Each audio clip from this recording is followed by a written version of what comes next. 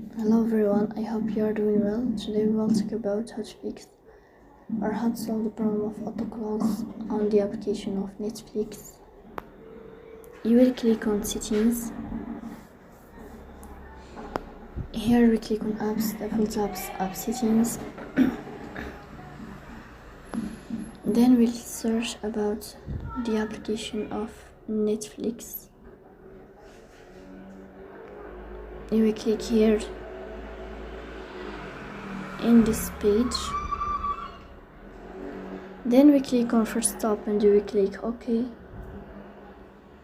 Here you will go to storage. Then we click on clear cache. In the end you will turn off your phone and you will restart your phone again.